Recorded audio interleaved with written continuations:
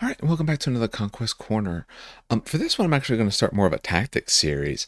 So I'm still going to go back and go through the different factions, units, all those sorts of things. I want to do all that. My hope is to have some people, at least from my local community or potentially others, to come on and discuss some of the factions that might just be a little bit more experienced with them. I am going to do other factions in order that I just tend to know better, but there's still little bits that I just may not be aware of because I haven't played them a whole bunch. So we are going to be getting back to that, but what we're going to do here is I want to do some more general discussions, things that are more applicable across the board. So this is going to be part of a tactics segment. Now, the first one I'm going to start with here, I'm going to be doing this for a couple other games as well as with the other guys as well, depending on their schedules. Again, sometimes it's easier for me to record by myself because, I can record at any moment rather than having to arrange a schedule with someone. But the most common thing you want to start with, other than list building, and I do want to do those, but like I said, I that's a bigger project, so I want to kind of wait on that. But what I want to talk about is what you will call your turn zero. Now, turn zero usually references the point after you've made your list. You go and stand at the table, and before the game is started in earnest, the round one or turn one or whatever they may call it in the particular system.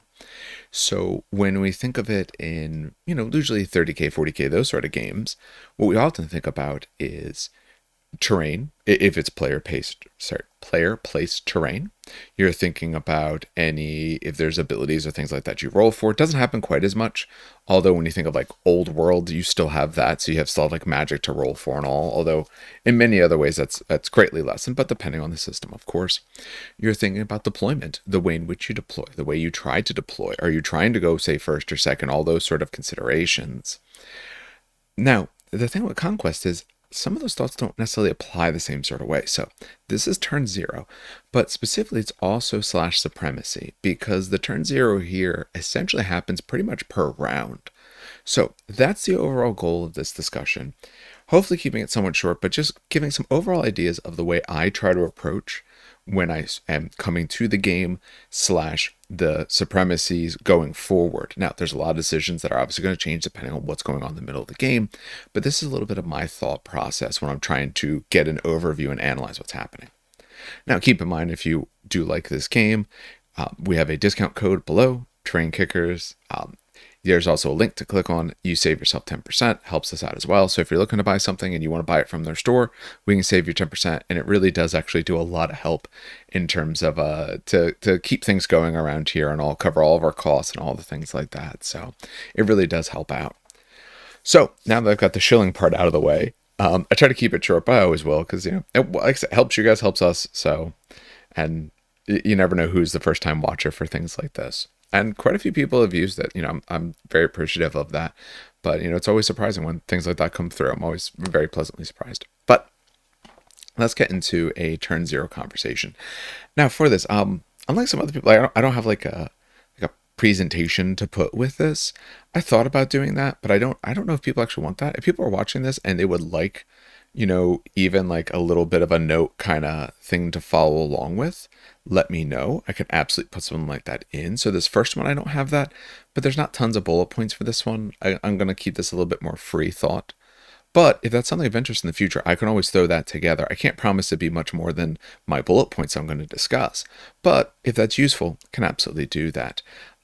Maybe for this one, maybe in the show notes for this, I'll put my bullet point list in at that moment, or you might see it flash up at some point. But otherwise, it'll be me, and I'll have the Conquest screen now open in case we need to look at something. But for anyone listening just on the podcast form of this, because this is on YouTube as well, I'll obviously mention anything that shows up here. So, for turn zero, so you've built your list, you're showing up to the table, you're deciding to play. Now, a little bit of that sort of turn zero slash list build part I want to talk about is your unit composition. Now, this is going to vary depending on army, of course, and the number of characters and all of that. We can get to a long, drawn-out discussion. Personally, I find for almost every list that I build, no matter the army, and I primarily play Old Dominion Sorcerer Kings. I have played Spires before. I've played, some Nords. I've played Hundred Kingdoms. I've played a little bit of the other ones, not quite as much, but I have played them, especially either, if not in person, on online environments and things like that, on TTS, all of those. But, I find I go for usually about 3 characters. So 3 war bands, sometimes 4, depending on the thing, but usually at least 3. the part of this I want to discuss more of is the lights, mediums, and heavy choices that you're doing. I find personally, when I'm coming to the table, I'm not looking to have more than like 2 lights max. There is many lists for a very long time that I've written that I've had 0 lights. I don't think lights are a necessary part of the game personally. I don't think they're a detriment unless you take a lot of them. And I think depending on your faction, you can have some very good and strong lights. However, I think if you don't have a solid purpose to be bringing a lot of them, one, don't. But I think 1 to 2 meets most of your needs. Depends on the faction, of course. If you're looking at 100 Kingdoms who can take some squires, well, now you can really push, as well as anyone who has a light with Vanguard, you can really push your reinforcement line. If you're looking at, like Nords with a Jarl as your warlord, your lights can score if they have a character in them, so that gives you maybe some early scoring options where maybe your mediums aren't quite there yet. If you're looking at,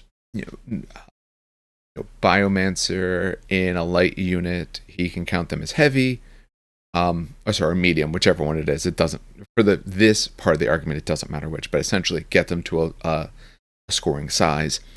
But otherwise, if you don't have a very strong reason, I don't bring many. I find with Sorcerer Kings, I've been bringing, now with my new list, I bring 1. Old Dominion, sometimes 1.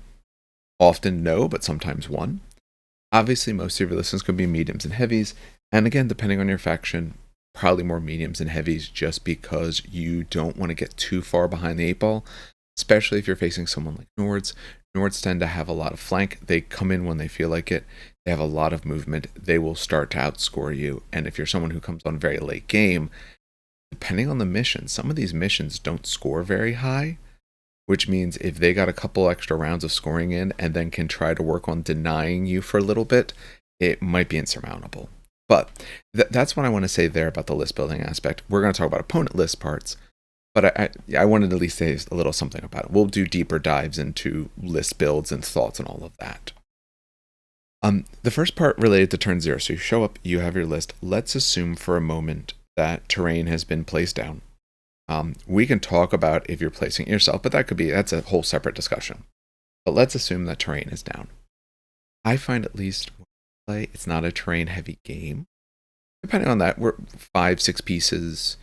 Usually something that's, hindering, obscuring, usually something that's line of sight blocking. We usually don't play where you can garrison anything. That's just our personal play styles. We don't bother with that. Our building setups don't really play in well to that. But let's assume all that's on the board. So one of the first thoughts I have, and the reason we did that other discussion related to lights, is the talk of whether or not you want to hold back. Now remember, every round when you're rolling for your reserves, that you get 1 automatic in, or you may keep 1 out. I find, especially when I'm teaching the game to newer people or discussing after a game thoughts and things like that with others, they don't often think about that fact. You can bring someone in automatically, or you can choose to keep someone out. Where that's really useful, keep in mind, heavies can't come in from the reinforcement line, essentially the sides, until turn 4. So if you have a heavy, say a siege breaker, something like that, that's pretty slow, then you might not want them to be coming in from the back board edge. You might be wanting to wait that extra turn because I might still not be engaging until turn 5 realistically because of how slow my model is. But also because of how slow my model is, if I pick a spot for him to come in and you have moved or your speed lets you be away from me, it might be much, much later before I get there. Where at least if I can wait that extra turn, come in from maybe one of the sides. Most of these missions have objectives near the sides. Your opponent's probably going to be somewhat near the sides. Maybe that gives me the option because I can come in almost 12 right over. And now if we're talking about turn 4, the hope is that my reinforcement line's pretty far up.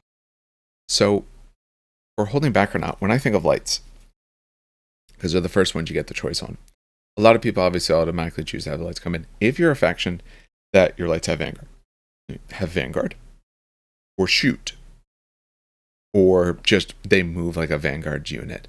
So if you've got, like movement 8, 9 cav lights or something like that, like a 100 Kingdom sort of army, then yeah, I auto choose to get one of those in, and I will always auto choose the one that will get me the furthest. If I notice my opponent really doesn't have lights, and my lights are more of a shooting unit, I'm looking at, crossbows or something like that. Sometimes I don't want them early because I don't want to put them down unless I have a really good reason that I want to kind of hold a little bit of a board space. Because then early units could just be on the other side. You could be entirely away, or I put them right in the middle, and that could be a plus or a minus entirely as well. That doesn't necessarily help depending on what they do. The middle sometimes is where I want a bigger block. I want something that's actually going to get the long game punch in. So, like when I'm playing Sorcerer King, I auto in my light. I auto it in because it has Vanguard. So it's up to 18 inches up the board. That means I have a reinforcement line of like 15 inches or so where I'm sitting. That's enough to start getting units to actually want to take the reinforcement line. If your unit moves 10 to maybe 12, your reinforcement line, by the way you come in from the side, because remember you would come in from the sides. Here's the top of it. You're standing here. Unless you want to go straight forward, which you probably don't want to because you're too far back, it's not going to help you, you're going to wheel in. But that wheel is going to eat up almost the same amount of move as if you just came from your board edge. If you're only about 12 up, you're probably not gaining much unless your unit's very fast. So it's not as vital that they're actually forward. Now, that does mean turn 3, if I'm pushing them twice, now I'm pretty far up, so my turn 3 reinforcements, now they have a nice strong line. But they're only going to have a nice strong line if they're still around, if they're not engaged. So I do think about what can the opponent do to me when I'm choosing for my lights. Like I said, if they're shooting and you have some lights, I'm bringing them in. If you have absolutely no lights, I might try to hold them out, honestly. If they're Vanguard, super fast move, if they can get at least, say, 16 or so inches up the board, I will bring them in. When I think of, say, my old Dominion, if they're Moroi or Mori, I will usually bring those in. But the Cares, I tend not to. I know they're shooting unit, but their shooting range is very short. And they are a late game unit. If they can survive to the late game, they can be utterly devastating. So I'm not looking for them to do the normal light stuff of being chaff, interference, just getting across the board and giving you a problem to deal with. I'm looking for them to actually do me some good. There is absolutely factions that have very similar things. Looking at North, because I think they're one of the best examples of this. They're Raiders. You have Flurry, you have Impact. They want to be rushing across the board. Their stats are terrible. So they don't want to be having to wait for the opponent to have the bigger things in. So this unit that absolutely wants to get up there fast. Now they're only 5 move, but there's ways to get Vanguard and all that kind of stuff. Even without that, they probably still want to show up early. For other ones that we're talking about, obviously Bow Chosen. Bow Chosen want to come out first turn because with 14-inch range, Bow Chosen don't get better later in the game. They're better when there's less things to contend against them, so you probably want them early. This is a unit that I will put more towards the center that will do quite a bit good. Or this is a pretty strong unit that can stand on a side and say, you know what, there's some objectives over here. You will be harassed if you come for these objectives. Because then I can back it up with, say, one other unit that can get in front of the Bow Chosen to hit whatever it is that might actually get into them. When we think of, say, briefly like Spires, when you're thinking of, Marksman Clones, there it is. I'd find it. These guys, again, medium, but you want them in as fast as possible because of that. So when I'm looking at the lights, because I'm talking about lights, your drones, nothing too special, but you have ways to make them scoring if you have a Biomancer in it. So you might want them early because you want to be able to start scoring something turn 2. I find with mine, when you're like with a banner move 11 unit, you're not going to be really scoring with those until turn 3 anyway. So them walking from the board edge for 2 rounds is the same as them coming in from the side. They're not on objective anyway and still doing it. So later rounds, I will absolutely hold back my heavies. Like I said, if they're a bit slow, to be able to get them to be able to come in from reinforcement. I'm looking for my heavies to really matter turn 5. And they might really matter because they came in turn 4 and hit someone good. or because they've been on the board since turn 3 and now at turn 5 they're in a good position. You're not doing anything turn 3 and turn 4. You'll know if you don't want to hold them back, if you want them doing something on turn 4 like that, because your opponent's in your face, which could absolutely happen. There's factions where that occurs. But I find later, those are the sorts of things that I hold back. Otherwise, yeah, I want to auto something in. I want to auto in whoever has the best rule, the most effect. So when I'm thinking like Sorcerer Kings, I'm bringing in my Warlord or Maharaj, because I'm giving him also the upgrades that will, on him, to let him put 2 rituals down, or my Sorceress, because she has the way to get me rerolls. When you're looking at this, you want to look at what unit can affect the most. If you have Cav, I'm autoing them usually as early as I can, because Cav can make up for the fact that your reinforcement line might be far back, or they're fast enough just to push straight forward and then start being able to threaten. So those are the sorts of units that I try to auto in when I get choices. Yeah, that's probably the main sort of thoughts. Obviously, it's going to depend on exact format. Depends on what your opponent has, and we're going to talk a little bit about opponents shortly, and what sort of things that they currently have on the board, what their threats are. But that's a little bit of my thought process into what. The reason I bring it up is that we usually want to auto stuff in. Every now and then, there's a really, really good reason why you want to keep something out. The other key feature I want to talk about in this is talking about your opponent's list. So anytime you talk about turn 0, you're talking about the decisions that you make, and your decisions have to be partially made by your opponent. You have to see what sorts of things that you are facing to help you make your determinations. So since the turn 0 of this really occurs almost every round, it makes sense to really key in on what your opponent is doing. Unlike some other games where it's like either back and forth deployment or everything deploys, the idea of counter deploying in this game is much more tactical, and the idea of counter activations is much, much bigger. So, analyzing the opponent's list. So when I'm looking at my opponents, these are the sorts of things that I like to keep in mind, or the things that I first look at to be able to help me analyze how I'm going to handle my supremacies from here on out. First thing I do is I look for the biggest problems. The biggest problems are Cav, monsters, and shooting. The reason why they are the biggest problems is that they are the ones that can dictate interactions. If you are a slogging unit that is moved, say, 5 or 6, you are not dictating the flow of combat. I'm not saying you might not have like some really good defensive tech that just says, go ahead and try and try and charge me. It's not going to help you. I'm not saying that you're not something that's just going to stand there, you're a brute, and you're just not going to get moved. And when we say monsters, we could also throw in brutes depending on the faction as well. There's certain brutes that I would key on it. But carefully, I'm always taking a look at. We already mentioned Kev. For other sort of brute units that I'm taking a look at, not so much worried about Sorcerer Kings. I'm looking at Minotaurs. And city-states, I'm looking at especially Minotaurs that have, say, Cleave 3 and go right through all my armor. Those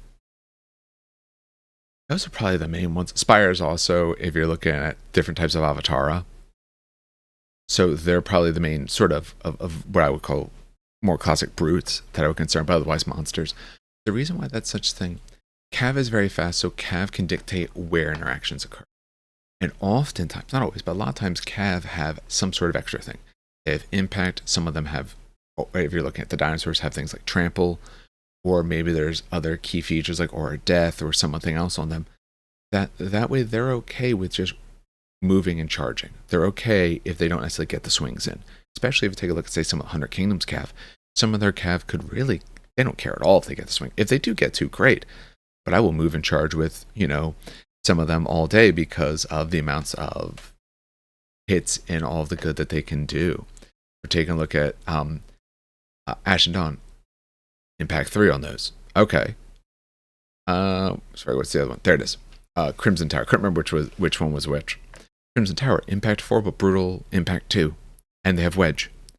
So, yeah, this unit, if they have this, that is one of my top concerns. And it makes sense. Obviously, it's a big, powerful unit. But I'm looking at Cav because they get to dictate interactions. I'm looking at monsters because often monsters, again, have those sort of rules like impact, aura, death, trample, whatever sorts of things, that the move slash charge is still devastating. Or because it's a little bit later of a round when they might come in, and they might be coming in, say, from the flanks. So I had to think about where am I placing myself that I might be getting a side charge from a giant monster. Shooting units are the other ones that I'm mainly concerned with when I'm first looking at a list, because not that shooting is ever so powerful in this game. Shooting slash magic, I should really say. Not that it's always the most powerful thing, but it gets to do damage from range. It gets to interact with you without you necessarily getting an interaction. And some of them do have quite good ranges.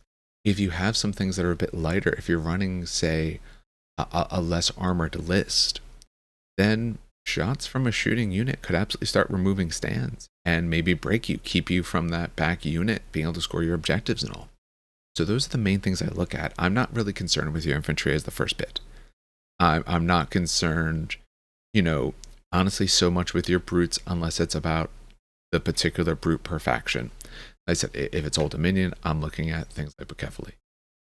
If it's Nords, probably Trolls, if it's a big unit, just because they're very hard to shift because they'll heal back, especially if there's a character in there that's really meant to be a blender.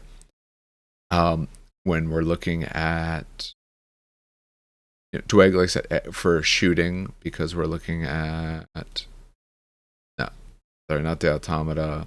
Whole Ballista, obviously, our thing, obviously. But Flame Berserk. No, not Flame Berserkers. Why can't I remember the name? There it is. Fireforged. Not great with all the names. Fireforged, because it's 14-inch range, barrage 4, armor piercing 2. Those are the things that I'm worried about. So I'm looking for those units first. Next thing I'm doing is I'm looking at activation advantages. How many total activations do I have? How many total does my opponent have? And when? If they have a lot of lights, then I know they have the advantage in the early rounds. I know I don't have a shot at it. So I will absolutely play based off of cards that I'm going second. I don't like to... If I know they have the plus or minus 1 on their side, I don't want to do the big ballsy play that might not go my way or really will wreck my turn if I don't get it because they're at that advantage. They're now over 50% likely to get it. If people want, I'll do a separate one talking about percentages and dice and all that kind of stuff as well. For anyone who doesn't know, part of my job is a statistician.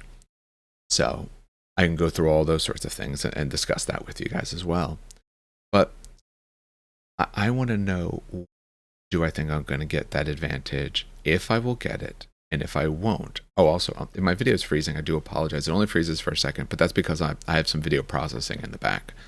Hopefully it's not actually being too distracting.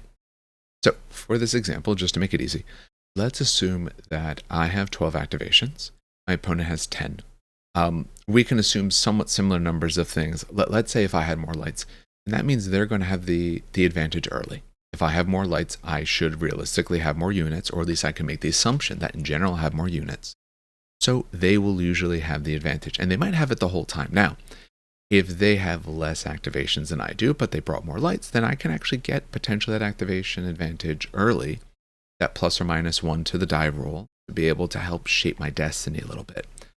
But if overall I'm not going to be at advantage when I look at the amount of activations, then I will bring things in and plan that I'm going second. Why that's important. We've all had turns where the game can be either decided or almost feeling like it's decided based off of who gets to actually do the first thing. Because we're both kind of stacked up. Maybe it's a late game, both horribly injured. 2 units are staring at each other, and whoever gets the first, charge and swing in might wipe out the other one, and that could absolutely throw the balance in this. In those moments, yeah, you put down the card that you need to have happen, and you just roll the dice and hope. When that's not the case, though, what I find is, I have these 2 choices. Which one do I really want? Well, this one is the better option for me. But the opponent has the plus or minus 1, and if theirs goes off, that unit might be gone. I had this actually happen to me the other day when I was playing my Sorcerer Kings. I played 2 games with them. This was this was actually my game versus Dweghom. When I was playing against Dweghom, I had an option of about 3 choices. I could activate one of my Rakshasa, who was essentially in the flank of a monster. I could activate with only like 2 wounds left on me. It also had very few wounds left, but about 2 wounds left on me. I could have my Maharaj, who was in range to be able to get the damaging spell onto that other unit, and that was with a conflagration in this case. Or I believe the other one would have been my Ghouls unit, who was locked in something where if they swung first, they'd probably kill the unit, but if they didn't, they were absolutely gone. And the opponent had the advantage. So when I'm stacking those cards, I have to play into mind that I probably won't get what I want. And let's face it, what they're going to aim for is to take out my monster. So if I stack my cards inappropriately, say there's 3 things I have to do, but looking at it and my monster can go away, can be destroyed, that's not really going to help me. So maybe I don't put him first because I just don't think I'm going to get it. I don't want to put him if whoever goes second would be at such a disadvantage to me. So again, I'm using that same sort of example. In that case, I used, it was a ritual actually that got the spell off, but it had been my Maharaj. Even though if he goes first, he could take out the monster that's on my guy, which means my guy's now free and clear. If it goes the other way, he goes first, my monster's gone, and that thing now has moved. And it's been repositioned itself often into a way that won't help me at all. So I don't want him to necessarily be the second card or the first card, because if I lose the activation, now it's a waste. And now in this early part of a round where every activation matters, because the order of this matters so much, might not work. So if I don't have the activation advantage, I try not to steer myself to, I need to go first to have this happen, because that's a losing strategy. If you need it to happen, you're letting the dice roll that you are disadvantaged on determine your fate. So I absolutely think about, when will I be more likely to be going first? When will they? And that will dictate when I bring certain units in. My cav units, for instance. If I notice it's more likely that I'm going to have the plus or -1 if I want, I'll bring cav in a little bit faster. Now, if you roll them in. But let's say you only bring in some of your mediums and your cav is medium, I will hold them out, probably if my opponent gets it early, because I might want to wait and have them commit in the round, push into spots, and then have them show up much later. Or have them say choose not to show up that round because I want you to position yourself into those spots. Then the next round I come in, the following round, I'm starting to smack you down. So those are just some of the thoughts I end up having. Now, there's 1,000. There is a game like this, a rank and flank game, is often about feeding you several choices, all of them being bad, and seeing if you'll pick the worst one. And I may not know which one is the worst one, but my goal is that you pick one that ends up being the worst one. What I mean by that, depending on the board state, you can want your cav in early. So let's pull it up a little bit here. And we'll pull it up from Old Dominion, because this is the best example I have. Is the example I can speak best about. So Cataphracti. Cataphracti with all their upgrades means that they can charge, and if they break you on the charge, after their impact, they impact again. And if they do it off the charge, they can charge someone else. And if Strategos is your warlord, you can reposition in the middle, which means, and I've done this before, absolutely destroyed 2 units.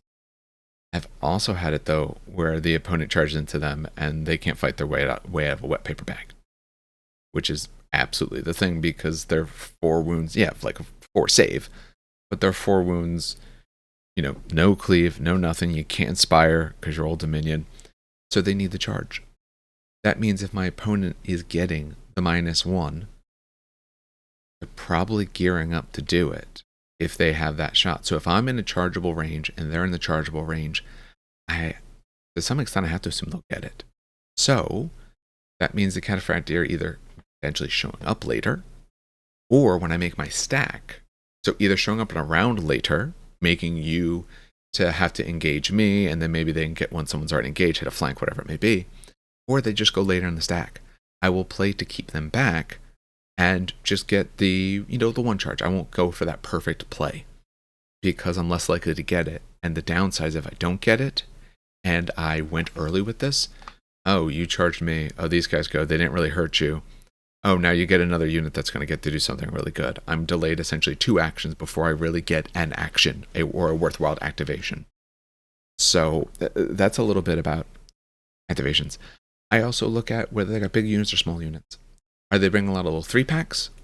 Or are they bringing 6, 9, anything like that, depending on those factions? City-states tend to bring big ones. Spires tend to bring big ones. If you're running a lot of small things, that definitely tailors my thought process more. 1, I know that it's going to be easier to bring them in from the flanks. 2, I know that then you have multiple things that you can engage me with. You can probably engage me a lot more. Or if it's big units, I might be able to avoid a little bit more often. The other big thought I end up having, what can I handle? So when I analyze your list, what's the problem? Why will I struggle fighting you? So this depends on every single faction, but just to give some overview idea. I said, if it's going against Nords, my issue I'm probably going to have a hard time handling with is that you're controlling when everything's in and you're probably scoring early because your stuff tends to be very fast and all. Or if you're bringing some of the really big boys and maybe you got a lot of monsters, maybe that's something I struggle with. You're thinking about, say, Old Dominion. If you have anything related to terrifying, it no longer matters. Okay, so those are some of the thoughts you end up having to have. Cataphractii are a problem. Okay, I know that's something I can only handle if I get to it first. I know, in those sort of cases, someone's Bucephaly, I need to handle those correctly. I need to be able to get into the flank of those if I can, or throw a sacrifice unit at them.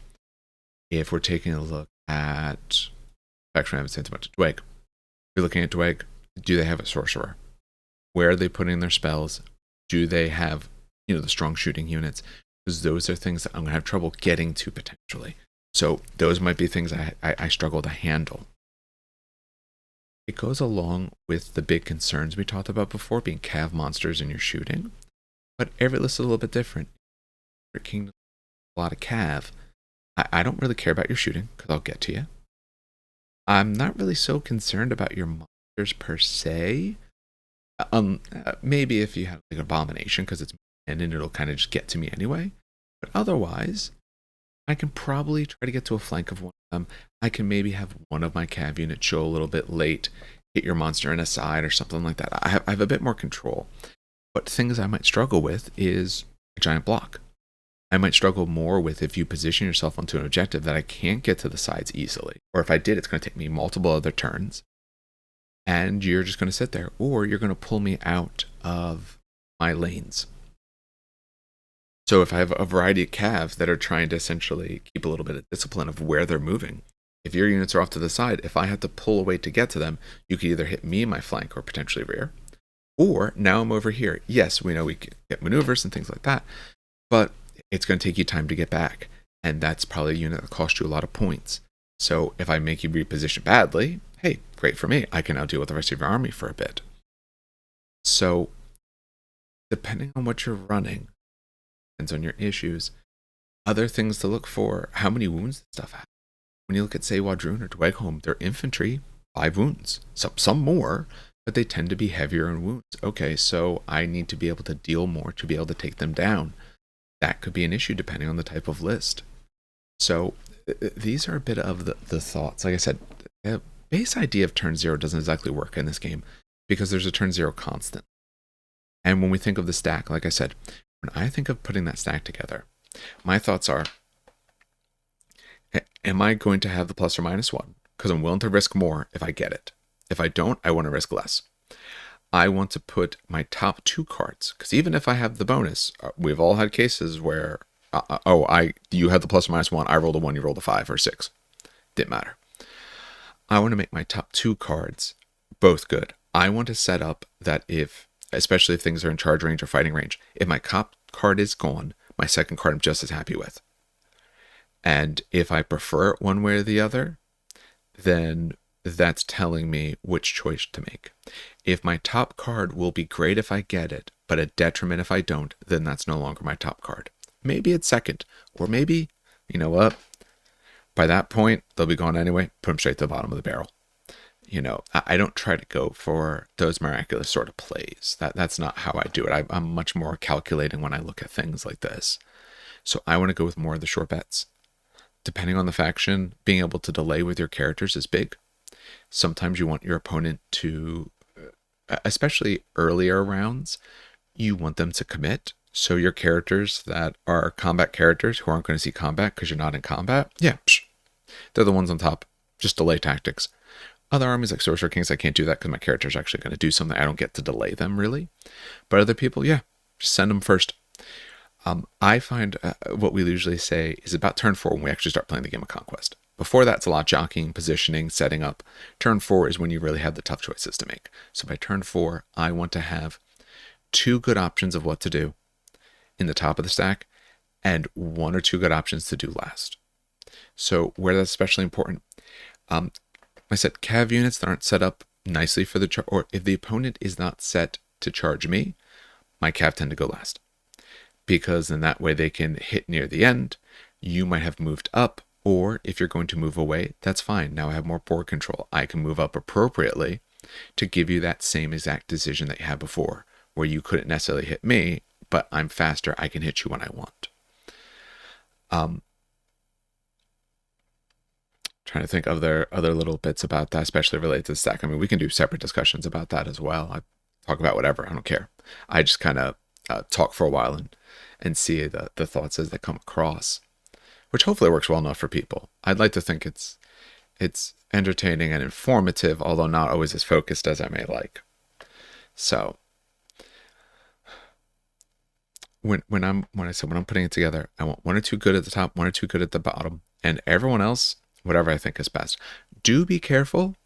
Think about what your opponent could do. I got caught out the other day. I was playing against 100 Kingdoms, and I had a Maharaj to the side who was stacked up to cast a bunch of spells into, I believe it was a Gilded Legion unit. And it didn't dawn on me, for whatever reason, that the Gilded Legion might just walk away. So I didn't have the Rajkur unit that he was in go till later than him, which meant that he didn't do anything because the Gilded Legion walked away. That wasn't something anticipated because it wasn't a big advantage to do so other than to not be in range of a spell. So yeah, but there's other choices that I had thought were a bigger priority. So things like that. Remember, your opponent is going to be making decisions as well. So think about what actually makes your decisions a better idea. What are the things they could do? Like I said, if you're looking at a shooting unit, this actually happened to someone else the other day. They were doing an activation of character goes, okay, unit was right afterwards. And they did that with whichever character was in the boat chosen. I don't remember which character, but it doesn't matter. But they ended up winning the roll, did that, and they were out of range for shots. The other player went, the first thing that player did was push forward and would have essentially been in range.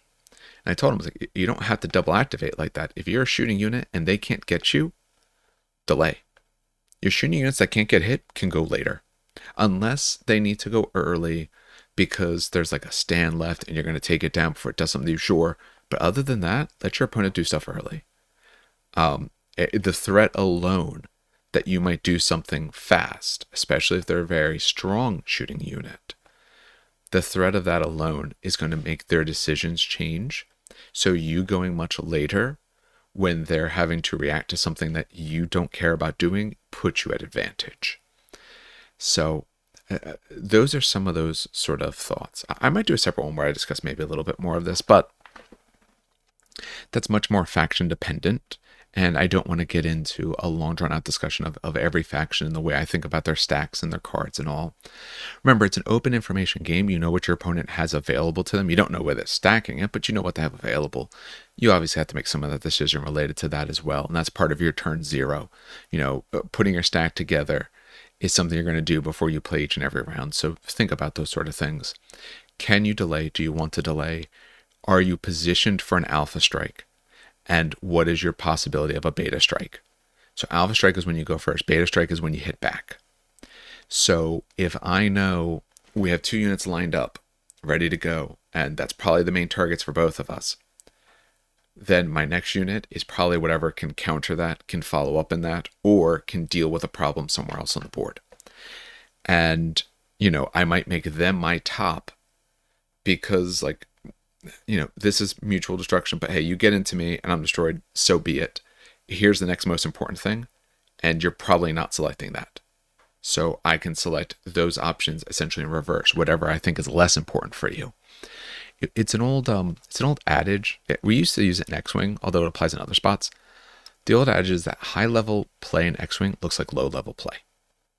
The idea of that is we are both smart people. We both know what the best decision to make is at any moment, or theoretically what the best decision should be. Which means it's predictable.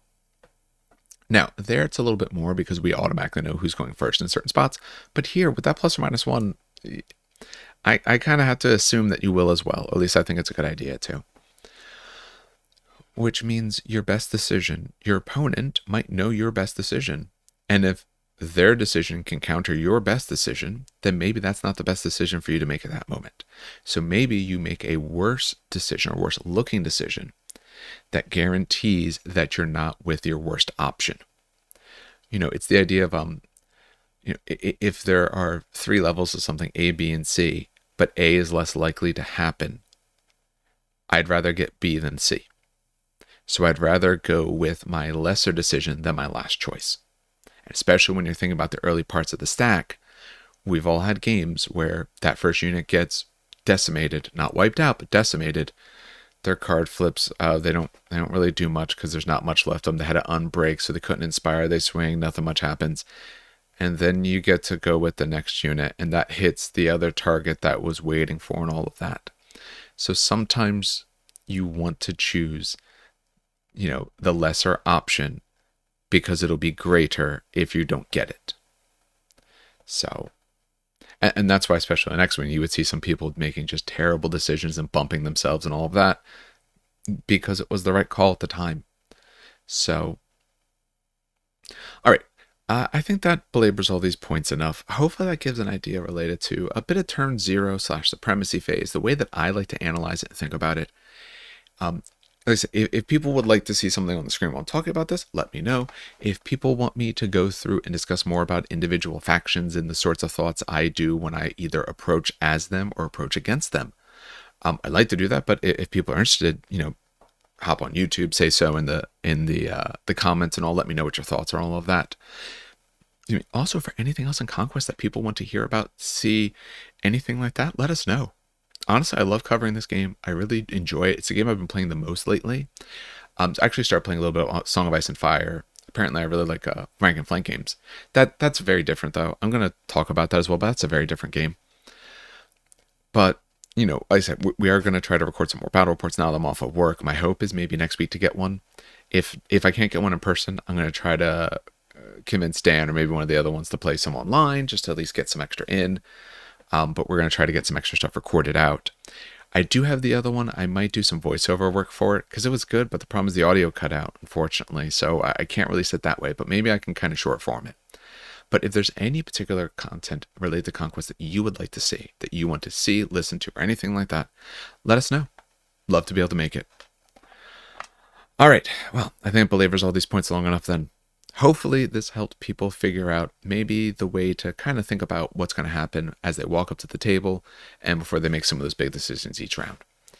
All right, well, on behalf of everyone here at the show, has a good hobbying and some great gaming.